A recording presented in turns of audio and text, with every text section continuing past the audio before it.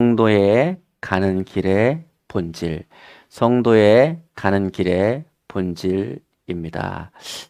말씀은 누가복음 11장 42절입니다. 누가복음 11장 42절입니다. 읽겠습니다. 화 있을진저 너희 바리새인들이여, 너희가 박하와 운양과 모든 채소의 11조는 드리되 공의와 하나님께 대한 사랑은 버리는도다. 그러나 이것도 행하고 저것도 버리지 말아야 할지니라. 아멘. 저는 오늘 봉독한 본문을 가지고 성도에 가는 길의 본질, 성도에 가는 길의 본질이라는 제목으로 은혜를 나누고자 합니다. 여러분, 버스는요, 버스 정차선을 이렇게 가야 합니다. 이렇게 근데 명절에요, 참 가다 보면은 그렇게 부러운 차들이 있어요. 저는 자가용이라 차가 그렇게 막히는데, 버스 정차선으로 휙휙 가는 차들 보면요, 빨리 차를 사야 된다. 빨리 요번에 진짜 바꿔야 된다. 그런데 매년 못 바꾸고, 예. 그런데 여러분, 그렇게 명절에 막히는 차선에 버스가 갑자기 버스 정차선을 안 타고 일반 차선으로 간다고 생각해 보십시오. 얼마나 민폐겠습니까? 일반 차선을 타고 가는 사람들이 얼마나 짜증나겠어요. 왜 저러는 거야 도대체가. 예? 그런 것처럼 또 버스가 희한한 짓을 하는 거예요. 한 바퀴는 버스 정차선 반 걸치고 한 바퀴는 일반 차선 반 걸치고, 예?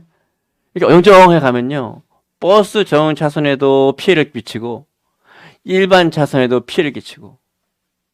버스만 그런 게 아니고요, 오늘을 살아가는 크리스찬도 마찬가지인 것 같아요. 크리스찬은요, 크리스찬이 가는 길이 있어요. 성도는 성도가 가야 하는 길이 있어요.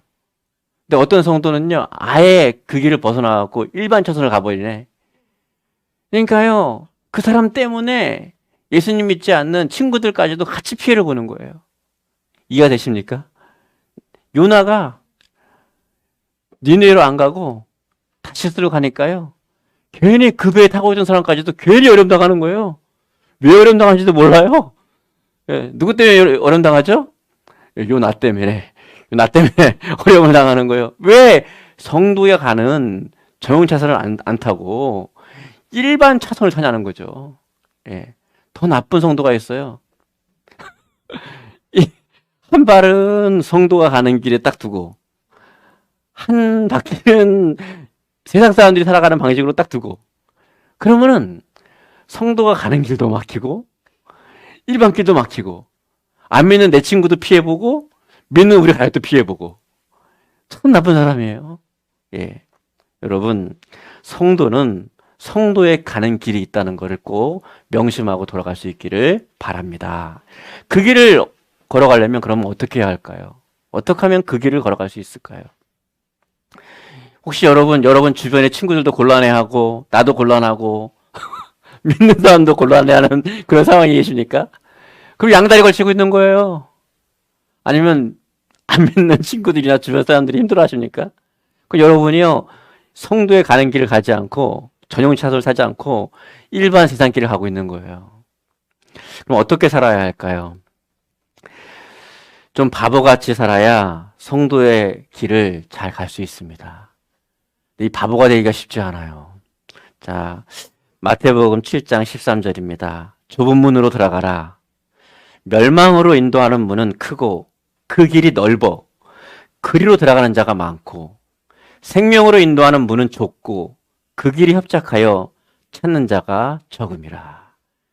그러니까 여러분, 버스 자연 차선이 넓어요? 일반 차선이 넓어요? 일반 차선이 훨씬 넓죠. 근데 막힌 거기가 더 막혀요.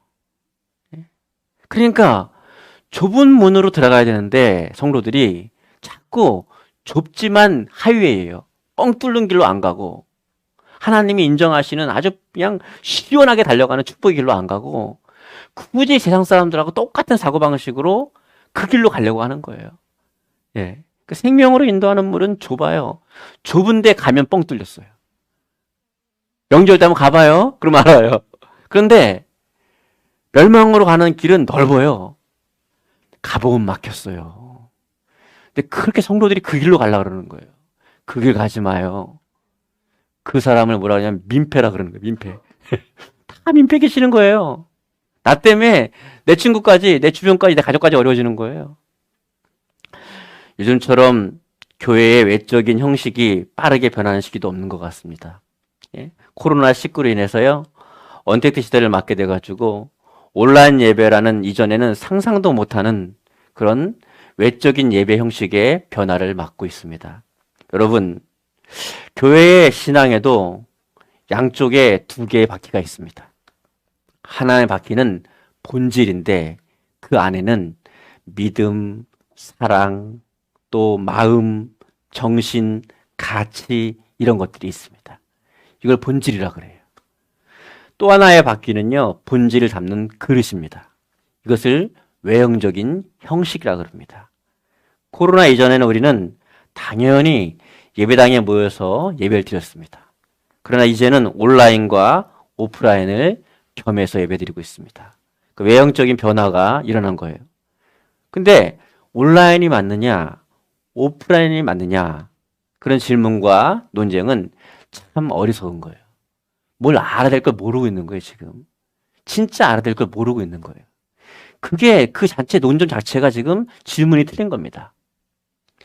내가 더 하나님을 잘 예배할 수 있는 예배 방법이 좋은 예배의 방법인 것입니다. 이 두 개가 같이 있어야 되는 것이죠. 마음도 있고 사랑도 있고 가치도 있고 이런 모든 것들이요. 예전부터 우리는 하나님께서 저에게 본질에 집중하도록 하셨습니다. 제가 외형의 눈을 돌리려고 하면 계속해서 무언가 알 수 없는 제 내면에서 계속해서 본질을 추구하라는 부담을 주셨습니다. 그래서요, 이번에 추수감사 주일에도 과일, 채소 이런 거 쌓아두지 않고 농어촌 교회 주위의 지역사회 어려운 데를 몇 군데 더 섬겼던 것입니다. 왜 그러죠? 본질이 거기에 있으니까. 그런데 하나님께 편지를 쓰는 것도요, 우리 저번 주에 편지를 써서 하나님께 올려드렸지 않습니까? 그것도 외형적인 섬김의 그릇입니다, 그게. 편지를 쓴다는 자체는 그냥 섬김의 그릇인 거예요. 그게 본질은 아닙니다. 근데 거기에 마음, 사랑, 정신, 가치, 믿음이 들어가면 그게 이제 아름다운 모습이 되는 거죠. 근데 거기에 그런 게 없다면 그것 또한도 무의미해지는 거예요. 그것도 편지를 쓴 것도 여기다가 과일, 채소 쌓아놓은 거하고 쌓아놨지만 사랑과 믿음과 마음과 가치와 정신이 없이 그냥 하니까 하나보다 하는 것과 똑같아진다는 것입니다, 이게. 예? 편지를 쓰는 것도 이제 반복이 돼가지고 그냥 뭐 형식적으로 하는 거 이렇게. 그리고 그 안에 진정한 감사가 없어요. 지금의 감사도 없고 하나님에 대한 감사도 없고, 그리고 오직 나의 생활의 안위와 나의 생활의 어떤 그 평안한 것만 위해서 감사를 하는, 하나님의 나라와 하나님을 위해서는 감사가 없으면 그것 또한도 무의미해진다는 것입니다. 이렇게 형식의 그릇과 본질은 이렇게 중요한 거예요. 반대로 마음도 있고 믿음도 있고 사랑도 있고 가치도 있는데 섬김의 형식, 외적 그릇이 없다면요, 어떻게 될까요? 그걸 행함이 없는 믿음이라는 겁니다. 물거품이에요. 섬겨야 되는데, 내가 마음은 있는데, 저것도 섬겨야 되는데, 저기도 섬겨야 되는데, 저것도 섬겨야 되는데, 근데 그릇이 없어. 섬기질 않아. 그것도 다 물거품 같은 겁니다. 예? 부모님한테 효도해야 되는데, 아무것도 안 해. 소용없는 거예요. 우리 자식한테 조금만 더 신경 써야 되는데, 아무것도 안 해. 소용없는 거예요. 우리 가족한테 좀 더 내가 올 한 해가 지나가기 전에 또 감동 주는 일을 한번 해야 되는데, 우리 가족한테. 그 마음만 있으면 아무 소용 없는 겁니다. 근데 감동되는 일을 했어요. 근데 화장실 들어가가지고, 에이, 된장, 내가 하기 싫은 거 억지로 했어, 내가. 이래도 그것도 또 의미가 없어지는 거예요, 이게. 이 두 개가 같이 가야 된다는 것이죠. 그러므로 우리 주임제교회는요, 끊임없이 본질이 무엇인가, 성경에서 말씀하시는 우리에게 행하고자 원하시는 본질이 무엇인가를 끊임없이 잘 연구하고 공부하고 익혀서 성도와 교회가 가야 하는 길을 그 전용 차선을 계속 달려가야 되는 것입니다. 첫 번째입니다. 진짜 똑똑하게 인생을 사는 것은 무엇일까요?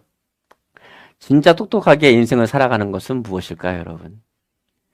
여러분, 제 동생은 태어날 때부터 지적장애가 있습니다. 지적장애 1급에서 2급 정도 돼요, 이렇게. 예. 근데 제가 이제, 어렸을 때는 제가 마음에 병들어서 제 동생이 지적장애라는 것을 누구에게 알리지를 못했습니다. 여러분, 사람이 자기 안에 매듭을 잘 풀지 못하면은요, 자기와 관계가 안 좋아져요. 그러면 하나님과 관계도 안 좋아요. 이웃과 관계도 안 좋거든요. 은혜 받고 그 매듭을 풀고 나서 제 동생에 대해서 자연스럽게 얘기하기 시작했습니다. 하지만 제가 부교육자로 있던 교회들이 건강한 교회에서는 제가 편하게 얘기를 했어요. 그러나 건강하지 않은 교회에서는 제가 말을 하지 않았습니다. 예. 우리의 가정의 연약함을 드러낼 수 있는 교회가 좋은 교회입니다. 우리 교회에서는 마음껏 드러내도 되는 줄 믿습니다. 예. 그랬디야? 이러지 않죠? 그런 것입니다. 그래서 제 동생은 지적장애가 있어요. 예. 그럼 그게 잘못이 아니죠. 태어나 보니까 그런 걸 어떻게 하겠어요? 예. 근데 제 동생하고 저하고 천국에 가면 누가 더 잘 살았다고 칭찬받을까요? 아무래도 제가 목사고 일평생 헌신했는데 당연히 제가 칭찬받는 게 마땅하지 않겠습니까? 저도 그렇게 생각하며 살아왔습니다. 근데 하나님께서 저에게 그렇게 말씀하시는 거예요. 정말 그럴까? 그러시는 거예요. 그 사람이 당황하면 나오는 말이 있죠. 네? 원래 우린 웬만큼 답을 좀 기대하고 있잖아요. 이렇게 내가 이렇게 같이 하면 제가 하늘 나가면 좀 더 이렇게 했는데 정말 그럴까? 그러시는 충격. 네? 본능적으로 그렇게 말씀을 드렸더니 한 장면이 깨닫게 됐어요. 제 동생과 저 둘 중에 똑똑한 건 제가 더 똑똑한 것 같아요. 객관적으로 볼 때. 저는 또 지금은 모르겠는데 저는 IQ도 높았습니다. 지금은 아마보다 안 높은 것 같아요. 예. 그러니까 제가 아무래도 더 똑똑해요. 그런데 제 동생은 우리 가족에 어떤 대소사가 있거나 우리 조카들한테 어떤 일이 있으면 아끼질 않아요. 자기가 어려워도 아끼질 않아요. 그렇게 즐거워하면서 베풀어요. 저도 제 동생한테 즐거움으로 베풉니다. 근데 가끔씩 제가 형편이 좀 어려울 때는 생각을 하게 되더라고요. 똑똑한 저는 생각을 해요. 근데 제 동생은 생각하지 않고 그냥 베풉니다. 즐거움으로. 그런 것 때문에 천국에 갔을 때 차이가 있을 거예요. 여러분, 똑똑하면 사랑 잘 못해요. 보니까. 사랑하려면 좀 모질라야 돼요. 여러분이 왜 사랑을 잘하시고 못하는지 알겠죠? 예. 똑똑하니까 뭔가 이게 따지는 게 많아지는 거예요. 제 동생이 저보다 더 사랑이 많습니다. 제 동생이 저보다 또 아버지가 돌아가서 저기 메모리얼 파크 계신데 1년에 저보다 훨씬 더 많이 갑니다. 똑똑한 저는 그렇게 안 갑니다. 제 동생은 계산하지 않고 베풉니다. 계산하지 못하는 그런 사람이 사랑을 잘하는 것 같아요. 하나님은 그렇게 산 인생을 칭찬한다는 것을 꼭 마음에 새기고 돌아갈 수 있기 바랍니다. 동생은 따지지 않아요. 그냥 베풀어요. 저는 똑똑해서 베풀기를 좋아하는 성격인데요. 제가 되게 베풀기 좋아합니다. 근데 가끔 따져요. 이거 하면 우리 딸 아들 잠바라도 하나 이게 되는 거예요, 이게. 그래서 제가 더 제 동생보다 더 잘 못 사는 것 같습니다. 이 잘 산다는 것은 돈이 많다, 그런 게 아닌 거거든요. 예. 하나님과 관계가 좋고, 이웃과 관계가 좋고, 또 마음이 따뜻하면 잘 사는 거거든요. 예. 제가 제 동생보다는 좀 더 못 사는 것 같습니다. 그런 면에서. 왜 못 살까요? 더 똑똑해서. 헛똑똑해가지고. 예. 두 번째입니다. 인생과 신앙생활은요, 바보같이 살아야 하나님께 인정을 받습니다. 인생을 너무 똑똑하게 살려고 그러면 인생 못 살아요. 잘 못 살아요. 인생을 좀, 또 신앙생활을 바보같이 살아야 하나님께 인정받습니다. 이 신앙생활도 인생도 바보처럼 해야 잘 사는 것 같은데, 특히 천국에 가서 하나님 뵐 때 바보처럼 신앙생활하는 성도들이 더 많은 칭찬을 받는 줄 믿으시기 바랍니다. 제가 보니까 여러분도 좀 바보스러운 것 같아요. 죄송해요. 왜냐하면 똑똑한 성도들은요, 이 작고 연약한 교회를 못 섬깁니다. 똑똑하니까 계산을 해야 되니까. 예, 이게 바보라야 할 수 있는 거예요. 이게. 그러니까 바보가 하늘 나가면 상관이 많다니까요. 못난 자식이 부모에게 효도하듯이 오히려 자식이 철이 들잖아요. 그러면 바보가 됩니다. 그리고 부모에게 효도를 해요. 자식이 철이 안 들면요, 그렇게 똑똑할 수가 없어. 어쩜 그렇게 똑똑하니? 예? 자식이 철이 들잖아요? 그 바보가 돼버려요. 예. 근데 철이 안 들면요, 그렇게 똑똑한 놈이 없어. 여러분, 똑똑한 놈을 키우십니까? 좀 바보 같은 놈을 키우십니까? 예? 예. 여러분, 바보 같은 자녀를 키우고 또 그런 자녀가 되길 축복합니다. 철 드세요, 여러분. 철 들면 바보 돼요. 예, 철 들면 바보 되는 거예요. 어떤 아들이요, 철 드니까 바보가 되는 거예요. 치매 엄마가 했던 말 또 하고, 내가 이거 했던 말도요, 단기간 하는 게 아닙니다. 내가 태어났을 때, 6.25가 터졌니? 이러면서 이제 6.25부터 오는 거예요, 이게. 80년대를 지났다. 그다음에, 예. 근데요, 철 드니까요, 그게 되는 거예요.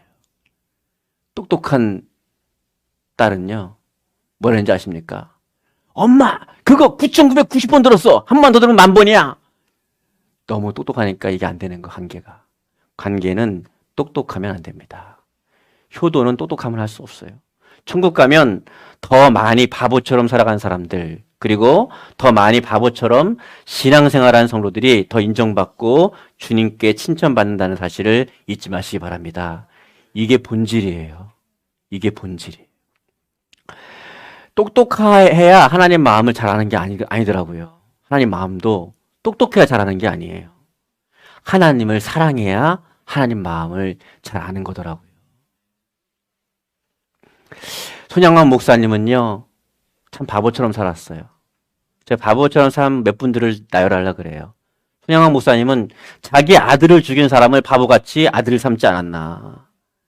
문준경 전사님은요, 남편이 바람 피우고 수학 맞은 그 돌아보기 싫은 그 집에 바보같이 다시 가가지고 복음을 전합니다.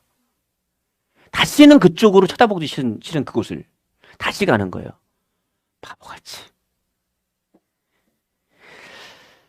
그리고 자기 앞으로 준 땅 팔아가지고요, 바보같이 섬 사람들 다 나눠주고, 그래서 섬 일대가 다 예수님을 믿게 되었습니다. 참 바보같이 살아요. 우리 예수님은요, 하늘 영광 보좌를 다 버리고 낮고 천한 이 땅에 우리를 살리시겠다고 바보같이 내려오셔서 대접도 못 받으시고 십자가에서 우리 죄를 대신해서 처참하게 죽으시고 진짜 바보 같은 사랑을 우리에게 베풀어 주셨습니다. 똑똑한 사람은 이해할 수 없어요. 똑똑한 사람은 우리 예수님의 사랑을 이해할 수 없어요. 철들어야 이해할 수 있는 것입니다. 여러분, 특히 여성분들이요, 아가씨 때 결혼해서 애를 낳아보세요. 논리적으로 그렇게 바보 같은 짓이 없어요. 예? 경력 단절되죠. 몸매도 여러 가지로 변형되죠. 또 애기 키우다 보면 출산 우울증도 걸리죠. 그래도 바보같이 자녀를 낳고 자녀를 위해 살아갑니다. 남자도 마찬가지로 가족 위해서 희생하면서 살아가는 것이 당연한 삶이 되어버립니다. 참 바보 같아요. 그런데 그 어느 부모도 그것을 바보 같다고 생각하지 않습니다. 그것은 바보 같은 가족 사랑, 자식 사랑 때문입니다. 똑똑하면요, 자식 못 키웁니다. 여러분 정신 차리시면 안 돼요. 부모님도 정신 차리는 순간 그 길 못 갑니다. 예? 계산하는 순간 못 가는 거예요. 예. 그렇게 자식을 키우면서 가족을 지키며 흘러간 세월을 야속하게 생각하지 마세요. 그런 노년은 아름답습니다. 바보 같긴 하지만 그 바보 같은 숭고한 희생을 하나님께서 인정해 줄 줄 믿으시기 바랍니다. 여러분의 자녀를 믿음 안에서 진짜 부모인 하나님을 만날 수 있도록 잘 키워주기를 하나님은 간절히 원하고 계시는 거예요. 하나님이 여러분에게 부모 여러분에게 간절히 원하는 것 딱 하나예요. 내가 맡긴 너희 자녀를 내가 진짜 부모라는 것을 알게 해주라. 딱 그거 하나입니다. 여러분, 추수를 마친 논을 보는데, 제가 딱 이렇게 추수를 다 마친 논을 보는데요. 아름답더라고요, 그 논이. 참 그 논이 아름답더라고요. 벌판을 볼 때는 아름답다는 생각 못 했는데, 추수를 마친 논은 참 아름답더라고요. 봄에 모종을 심어서 뜨거운 여름을 지내고, 비바람, 폭풍 다 견뎌내고, 벼를 키워냈으니, 그 자리가 얼마나 아름답겠습니까? 그리고 추수 후에 밑둥만 남은 논을 보는데 그냥 벌판을 볼 때는 아름답다는 생각을 못 했는데 추수 후에 논은 정말 절경이고 아름답더라고요. 그게 보이십니까? 그게 의미와 가치의 영성입니다. 벌판을 바라볼 때 참 아름답다. 참 수고한 논은 아름답다. 부모도 그런 것입니다. 아무것도 안 남았는데 아무것도 안 많고 처량한 게 아니라 그건 아름다운 것입니다. 그래 노년은 아름다운 거예요. 마귀는 옆에 와가지고 처량하다 그런 겁니다. 하나님은 여러분에게 수고했다, 넌 아름답다 그러시는 것입니다. 우리의 인생의 노년이 참 그런 것 같습니다. 인생의 봄, 여름, 가을, 겨울을 다 견뎌오면서 자신 농사, 인생 농사 다 지어놓고 물론 많은 수확을 거뒀으면 좋은데 그렇지 못하더라도 조금 덜 수확을 거둔 사람도 있을 수 있습니다. 그렇게 살아온 시절을 누구도 감히 평가할 수는 없는 것입니다. 당신은 왜 그것밖에 수확을 못했어? 감히 그 인생을 살아온 사람은 그렇게 말할 수 없는 거예요. 철들지 않은 젊은 사람은 그렇게 말할 수 있지만 철든 사람은 왜 그거밖에 못했어? 라고 말할 수 없는 겁니다. 그 모진 세월을 견뎌온 것만으로도 하나님은 인정해 주실 것입니다. 철들지 않은 자식은요, 왜 그거밖에 못했어? 왜 수학을 그거밖에 못했어? 이러는 거예요. 헛똑똑이에요. 철든 자식은요, 바보가 되는 거예요. 나를 낳아준 것만도 감사합니다. 키워줘서 감사해요. 그 자리를 지켜준 것만도 감사해요. 예. 저는 어머니가 이렇게 부재 중에 자랐잖아요. 그래서 저희 아버지가 너무 감사한 거예요. 제 나이쯤에, 저보다 어릴 때, 한 애는 지실장이고, 한 애는 똑똑했습니다. 그런데 그걸 안 버리고 키웠어요. 저 고아원에서 자랄 뻔했어요. 근데 제가 철이 아직 없을 때는 몰랐어요. 맨날 불평이었어요. 이것도 없고, 저것도 없고, 이것도 없고. 철고 나니까요. 저희 아버지가 그렇게 감사하더라고요. 전 저희 아버지와 화해한 지가 그렇게 많이 길지 않습니다. 인생에 비해서. 왜요? 철이 늦게 들었거든요. 그 철든 청년들이나 학생들 보면은 참 훌륭하다 이런 생각이 좀 듭니다. 철 일찍 들기를 축복합니다. 예. 그래야 인생이 행복해요. 철 안 들면요. 혼자 똑똑한 줄 알아요. 혼자 갑자기 태어나가지고 혼자 인생을 살아가는 줄 알아요. 참 어리석은 것이죠. 내가 행복을 누린다면 누군가가 물밑에서 힘들게 발을 젓고 있는 거예요. 누가 추운 겨울에 손이 꽁꽁 얼어가면서 희생을 하고 있는 거예요. 내 손 따뜻하면은 가을 중에 누군가가 손 시려가면서 생활을 하고 있었던 거예요. 그게 철이 든 것이죠. 그래서 노년은 추수를 마친 논처럼 아름다운 것입니다. 그래서 성경은 백발의 고개를 숙여라 그러는 것입니다. 예? 노인네 파지 주는 파지 이렇게 박스떼기 주는 노인네 뭘 공경해? 인생을 모르는 사람이에요. 그분도 처음부터 그랬던 분은 아닙니다.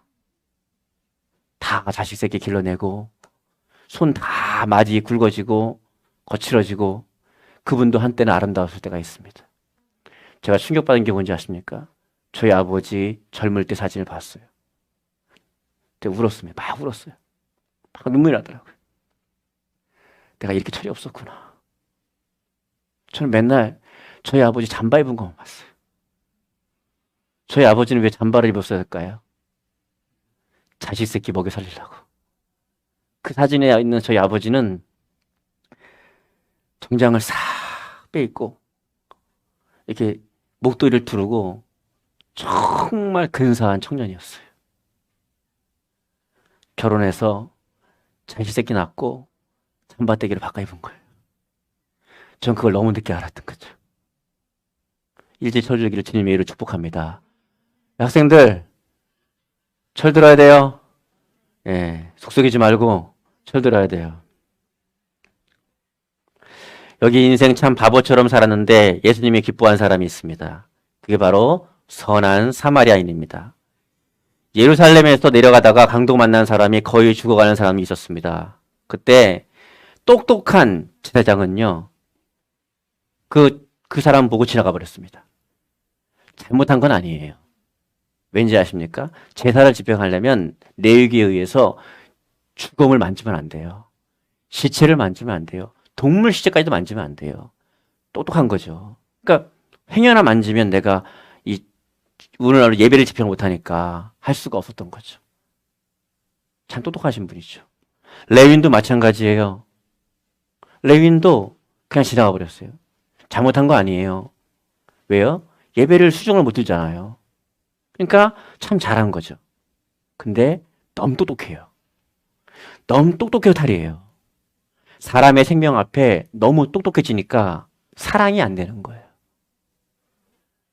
참된 이웃이 못 되는 거예요.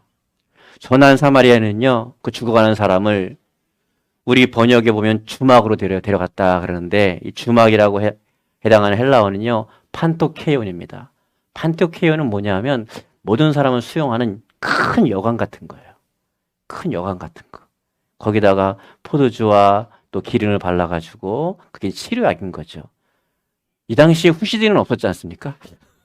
마데카솔 없잖아요. 그래서 약으로 쓴 거예요, 이렇게. 그리고 뭐라 그러냐면 이 사람은요, 그것 때문에 자기 여행 시간도 뺏겼고요, 비용도 뺏겼고요, 나중에 그 사람 잘못되면 책임 충도 받을 수 있어요. 그런 미련한 짓을 바보 같으니까 하는 거예요. 예? 그런데 또 뭐라 그러냐면 나중에 돈이 더 들면 내가 갚아주겠다는 거예요. 예? 내가 그 여비를 갚아주겠다는 거예요. 예? 이런 미련한 사람이 어디 있어요? 근데 질문이 뭐였냐면 참된 이웃이 누굽니까? 그랬어요. 그래서 예수님이 이 비유를 하신 거거든요. 이 바보 같은 사람이 참된 이웃이라는 거예요. 여러분 사랑하며 살라 그러면은 똑똑해갖고는 안 됩니다. 좀 바보 같아야 이게 가능한 거예요. 똑똑하니까 주검 만지면 안 되는 거예요. 똑똑하니까 레위인도 안 되는 거예요. 바보 같으니까 자기 다 희생해가면서 하는 거예요. 예? 제가 아는 어떤 집사님이 제가 저희 지하교회에 있을 때 그 말을 하시더라고요. 여기 없는 분이, 다른 교회 분이 그러더라고요. 목사님, 다른 교회들은 교회가 자리 잡고 좀 건물도 자리 잡고 한 다음에 돕기 시작하는데 그게 옳은 거 아니에요? 이러더라고요. 예, 그 맞는 말이에요. 근데 똑똑한 말이에요. 너무 똑똑해요. 예. 똑똑하면 나중에 본질을 잃어버려요. 그래서 우리는요, 없는데도 하는 거예요. 없는데도 하는 거예요. 왜? 진짜 어떻게 보면 바보 같아요. 우리 보면. 좀 바보 같은 부분이 있어요. 예. 근데 이 바보 같은 마음이 주님 오실 날까지 변질되지 말아야 합니다. 계산 잘하는 사람, 특히 수학 잘하는 사람, 제가 수학을 잘 못했나 봐요. 계산 잘하는 사람, 현실적인 사람 어렵습니다. 나쁘다는 건 아니에요.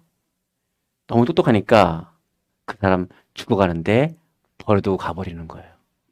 우리도 계속 그러고 살고 있지 않은가 좀 한 번쯤 오늘 이 시간 생각을 해봐야 될 것입니다. 나중에 주님 만날 때에 정말 그게 칭찬받은 일인가 생각을 해봐야 되는 것이죠. 세 번째입니다. 예배의 본질은 같으나 예배의 옷은 다양합니다. 저는 지금 계속해서 성도가 가야 되는 길을 설명하고 있습니다. 성도가 어떤 길을 가야 되는가를 설명하고 있어요. 본질적으로. 예배의 본질은 같은데 예배의 옷은 다양합니다.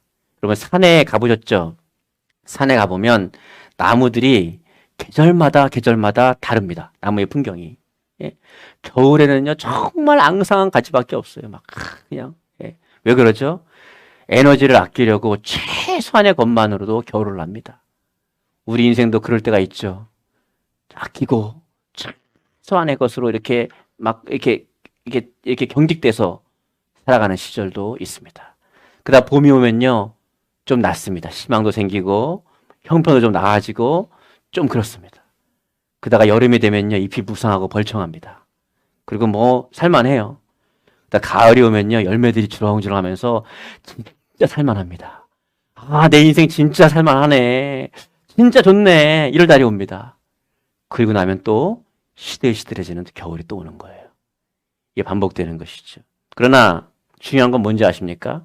앙상한 나무도, 또 새순이 돋는 나무도, 또 잎이 무성한 나무도, 열매가 있는 나무도 본질은 나무라는 거예요. 본질은 나무예요. 형식만 계속 바뀌는 것 뿐이죠. 이해가 되십니까? 본질은 나무라는 거예요. 예. 변하지 않아요. 근데 보십시오. 이 나무가 보기 싫다고, 이게 자꾸 바뀐다고, 쇠를 갖다가 나무로 만들어가지고 딱 심어 놓으십시오. 그럼 늘 푸릅니다. 더 이상 거기를 숲이라고 하지 않습니다. 더 이상 거기를 산이라고 하지를 않습니다. 본질이 바뀌어버리면 모든 게 다 없어져 버리는 거예요. 우리 하나님의 자녀의 성도도 계절을 따라서 옷만 갈아입어야 되는데, 우리도 그렇게 나무의 본질은 남아있는 채 옷을 잘 갈아입어야 됩니다. 하나님의 자녀라는 것은 우리는 변하지 않습니다. 그 변하면 안 돼요. 성도라는 것은 어느 때나 어느 상황이나 변화되면 안 됩니다. 예? 교회 때는 나 성도인데 나가면 그러면 안 됩니다. 예? 세상에 어떤 청년이 입사해가지고 회식하는데 막 술을 먹으라니까 저는 교회에서 안 먹습니다. 그랬더니 야 임마 나도 안 술했어야. 그건 본질을 벌써 틀어진 거예요. 이게. 그 사람은 이미 나무가 아닌 거예요. 더 이상 그 사람을 뭐라 그럴까요? 그 나무라 숲이라 말할 수가 없는 것이죠. 예, 나무를 쇠로 바꿔버렸으니까요. 그렇듯이 여러분이 하나님을 예배하는 모습도 마찬가지입니다. 교회 예배당에서 예배 드릴 때는 손을 들고 찬양도 하고 소리 높여 찬양도 하고 기도하며 마음껏 표현합니다. 마음껏 표현합니다. 예. 여러분 마음껏 표현하는 예배가 좋은 예배입니다. 그런 예배자가 좋은 예배자예요. 예? 여러분 여기서 발광을 해도 되게 괜찮습니다. 발광이 나쁜 말이 아니더라고요. 빛을 발한다. 예? 빛을 발한다니까 발광하시기 바랍니다. 예? 빛을 발해. 예배 때는요 발광해야 돼요. 막 그냥 막 그렇게 해야 돼요. 예. 그게 본질이거든요. 그 예배를 마치고 삶으로 직장으로 가면 어떻게 될까요? 직장에서 막 잡혀갑니다. 예, 큰일 나죠. 예배당에서의 옷을 그대로 입고 직장에서 일을 하지 않고 찬양만 하고 막 기도만 하고 막 주여 마라나타 이러고 예? 손님 오셨는데 막 가게에 손님 오셨는데 손님 오는 거 말고 나는 뭐 그냥 마라나타 막 이러고 예? 회사에서 일해야 되는데 사장님 와가지고 눈치 보고 있는데 사장님 뭐 뭐라 말아 나는 뭐 마라나타 막 이러면 이게 뭔가가 문제가 있는 것이죠. 예배당에서처럼 직장에서도 일을 하지 않고 예배만 드리면 어떻게 될까요? 그것을 본질이 사라졌다는 것입니다. 그리고 옷을 잘못 입은 거예요. 여러분 삶에서는 다른 예배의 옷을 입어야 되는 것입니다. 나무가 봄, 여름, 가을, 겨울 다른 옷을 입듯이 여러분도 다른 옷을 입어야 돼요. 그럼 여러분의 직장과 삶에서는 어떻게 예배해야 할까요? 지금부터 굉장히 중요한 얘기를 하는 것입니다. 예. 우리 옆에 혹시 자는 사람이 있으면 예, 사랑으로 발로 차시기 바랍니다. 자, 지금부터 중요한 얘기합니다. 굉장히 중요한 얘기라는 것입니다. 자, 그러면 직장에서 삶에서는 어떻게 예배를 드려야 될까요? 여러분의 언어가 예배가 돼야 됩니다. 여러분의 언어가 예배가 돼야 돼요. 그러니까 예배의 옷이 바뀐 겁니다. 여기서는 마라나타 주 예수여 막 이렇게 예배 드리는 모습인데 그럼 삶 속에서는 어떻게 예배를 드려야 되냐면 언어가 예배가 돼야 됩니다. 언어를 함부로 사용하시면 안 됩니다. 그것도 예배인 것입니다. 여러분의 생각이 예배가 돼야 됩니다. 여러 생각이 마음속에, 생각 속에 들어오지만 모든 생각을 다 받아들일 필요는 없습니다. 하나님이 기뻐하는 생각만 하면 됩니다. 생각이 예배가 돼야 돼요. 예? 그 다음에 여러분의 마음이 예배가 돼야 됩니다. 마음이 예배가 돼야 돼요. 마음속에 여러 가지 생각이 여러 가지가 들어올 수 있지만 그렇다고 다 받아들일 필요는 없는 거예요. 예? 아니, 모든 걸 받아들일 필요는 없는 거예요. 선별할 수 있죠. 그 다음에 여러분의 행동이 예배가 돼야 됩니다. 행동이 예배가 돼야 되는 거예요. 여러분의 삶이 예배가 돼야 되는 줄 믿으시기 바랍니다. 삶으로 드려지는 예배로 옷을 갈아입어야 돼요. 교회에서는 이렇게 예배드리지만 삶 속에서는요, 언어와 생각과 마음과 행동과 삶이 삶 속에서 예배로 옷을 갈아입어야 되는 것입니다. 물론 성도 크리스찬이라는 본질은 같습니다. 그러나 삶 속에서 예배는 예배당에서 예배 형식과 달라야 되는 것입니다. 그 옷이 달라야 합니다. 옷을 갈아입어야 됩니다. 이사야서 66장 1절부터 2절을 제가 천천히 읽을 테니까 잘 들어보십시오. 하나님이 어떤 예배를 기뻐하시는가? 여호와께서 경건한 이들을 격려하기 위하여. 그러니까 이 시대에 경건하게 살았던 사람들이 있는 거예요. 그 사람들이 내가 이렇게 살아서 뭐해? 라는 마음이 자꾸 생기는 거예요. 다들 그렇게 막 함부로 막 살고, 다들 성도의 길을 가지 않고, 다들 그 성도의 전용 스타선을 타지 않는데 굳이 나만 그렇게 갈 필요가 있는가 하는 성도들에게 하나님께서 격려하려고 이 메시지를 보낸 거예요. 여호와께서 경건한 이들을 격려하기 위하여 거짓 예배에 빠진 이들을 심판을 선포하셨다. 거짓 예배가 뭘까요? 예배당에 나와 있으나 마음은 없고, 사랑은 없고, 믿음도 없고, 정신도 없고, 가치만 있는.